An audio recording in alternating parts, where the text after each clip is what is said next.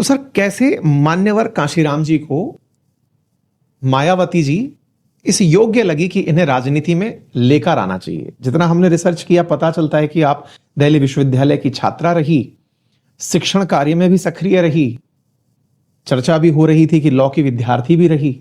कैसे, मतलब वो क्या था, संयोग और प्रयोग क्या था?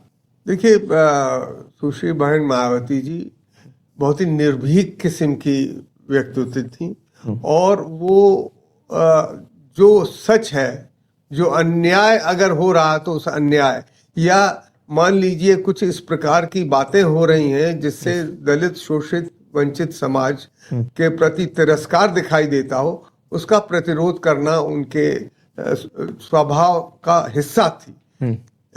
मान्यवर कांशीराम जी के साथ उन्होंने कई मौकों पर इस प्रकार का अपना जुझारूपन का प्रदर्शन किया। मान्यवर कांशीराम जी जब उनके घर गए तो जैसे होता है, जो अभिभावक है उनके माँ बाप वो चाहते थे कि बहन जी मायावती जी इस देश के अंदर आईएएस क्वालिफाई करें, आईएएस अफसर बने, एक अच्छा करियर बनाए। पर मान्यवर कांशीराम जी ने कहा उस समय उनके माँ बाप से कि हम ये चाहते हैं कि जितने आईएएस वगैरह वो सब इनके नीचे काम करें, हम इनको एक बहुत बड़ा व्यक्ति बनते हुए देखना चाहते हैं और इनके अंदर वो प्रतिभा है, इनके अंदर वो छवि है, इनके अंदर ये हम देख सकते हैं वो तेवर है संघर्ष के, ये उस ऊंचाइयों तक छू सकती हैं। और मैं समझता हूँ एक दशक में 1983-84 में बसपा बनती है, DS4 बनती है, बाम सेफ बनती है। इस सब दौर में इन सारे संगठनों के निर्माण में बहन जी ने मान्यवर कांशीराम जी के साथ काम किया और संघर्ष करते हुए वो सांसद भी बनी, पहली बार सांसद बनी उत्तर प्रदेश में। फिर उसके बाद 1993 में जब सरकार बनी संयुक्त रूप से समाजवादी पार्टी और बहुजन समाज पार्टी की, दोनों की मिलीजुली सरकार में समाजवादी पार्टियों के लोगों ने दलितों पर बहुत अत्याचार और जुल्म करने शुरू कर दिए, जिसका प्रतिरोध बहन मायावती जी ने किया। जब वो इसका प्रतिरोध करने लगे तो उसके बावजूद भी मुलायम सिंह ने कोई इस पर ध्यान नहीं दिया और वो फिर फैसला लिया गया कि हम इस सरकार में, ऐसी सरकार में कैसे रह सकते हैं जब जो सरकार दमन कर रही है दलित, शोषित, वंचित, उपेक्षित लोगों का, महिलाओं का। और उन्होंने जब ये फैसला लिया तो आपको मालूम है फिर उसके बाद की घटनाओं का, मुलायम सिंह जी के साथ जो तमाम आपराधिक किस्म के तत्व थे, जिसमें ये इसी में ही गेस्ट हाउस कांड का जिक्र भी आता है, क्योंकि जिस दौर में सरकार बन चुकी है और उस सरकार बनने के बाद में समय जैसे जैसे आगे निकल रहा है तो एक गेस्ट हाउस कांड भी होता है। क्या यही समाजवादी पार्टी और बसपा के बीच का सबसे प्रमुख मुद्दा था जिसमें वो अलग हो गए? नहीं, गेस्ट हाउस कांड उसका नतीजा है। अच्छा। मतलब गेस्ट हाउस कांड इसलिए हुआ क्योंकि मुलायम सिंह जी जो दलितों का उत्पीड़न कर रहे थे, अत्याचार कर रहे थे, जुल्म कर रहे थे, उसका विरोध सुश्री बहन मायावती जी और मान्यवर कांशीराम जी करते थे।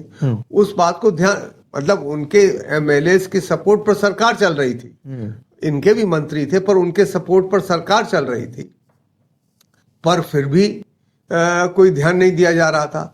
और जब ये ध्यान नहीं दिया जा रहा तो जिस जनाधार के लिए वो मिलकर चुनाव लड़े, जिन उसूलों के लिए मिलकर चुनाव लड़े, जिस मंजिल को पाने के लिए वो चुनाव लड़े, उस मंजिल को पाने के विपरीत दिशा में मुलायम सिंह जी ले जा रहे थे।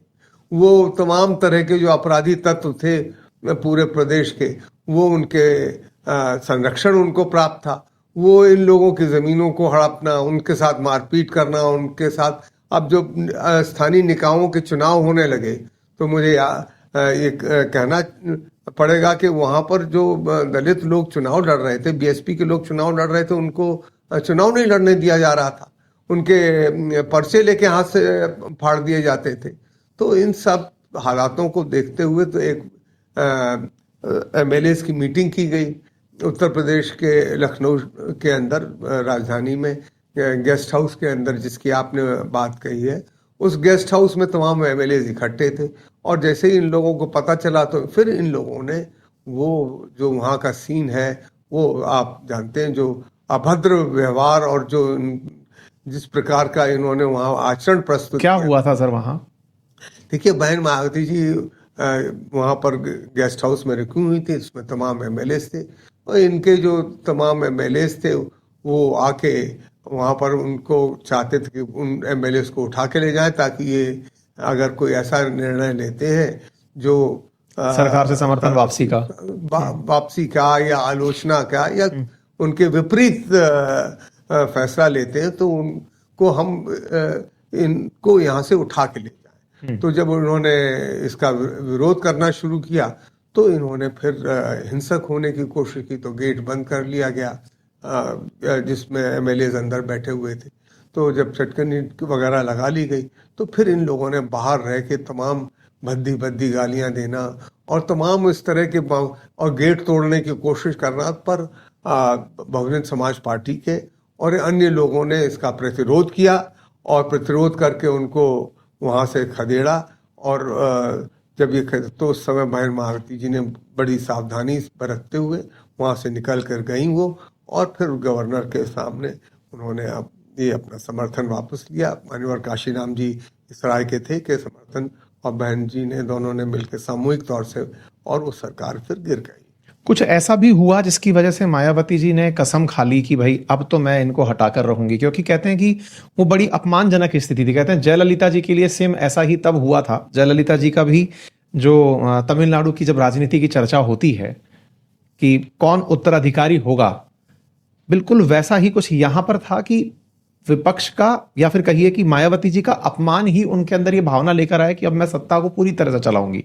कुछ ऐसी प्रेरणादायक कोई घटना थी यहाँ? देखिए, वहां पर उनके मान सम्मान के विरोध में जो बातें कही गई, एक महिला नेता कार्यकर्ता और जो संघर्षों से निकली हुई, तब के संघर्ष के तब से निकली हुई वो नेता थी। कोई ऊपर से आयातित नहीं थी, जमीन से, गांव से निकली हुई वो नेता थी। यही बादलपुर में, नोएडा में उनका गांव है।